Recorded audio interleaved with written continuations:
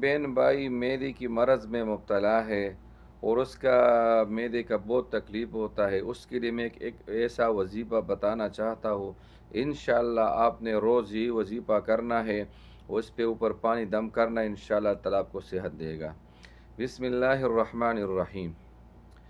جن بہن بھائیوں کو معدے کی تکلیف ہے اور معدے میں جو گیس ہوتا ہے، جلن ہوتا ہے، کبھی معدے میں درد آ جاتا ہے،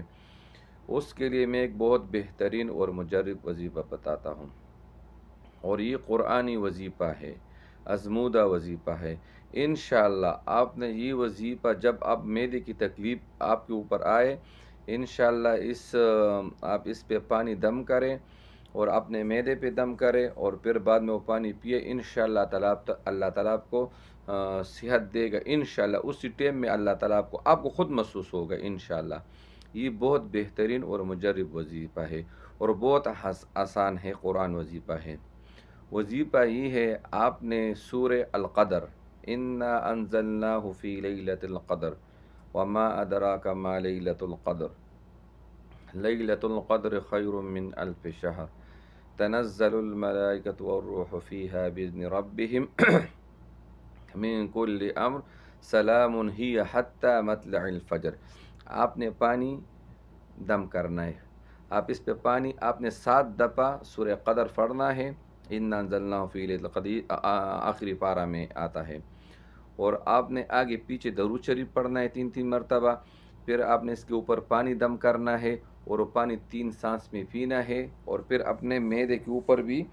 آپ نے ادھر شب کرنا ہے، دم ڈالنا ہے۔ انشاءاللہ باذن اللہ اللہ تعالیٰ آپ کو صحت دے گا، اسی ٹائم آپ کو انشاءاللہ پتہ، جب بھی آپ معدے میں آپ کو مشکل آ جائے، تکلیف ہوتا ہے، درد آ جائے، یا جو نا کبھی کبھی اتنا گیس ہو جاتا ہے نا، بندہ بالکل پیٹ پڑ جاتا ہے، اتنا تکلیف ہوتا ہے، آپ نے اسی ٹائم میں آپ نے 7 مرتبہ یا 11 مرتبہ، دونوں میں آپ کا مرضی ہے، آپ نے سورہ قدر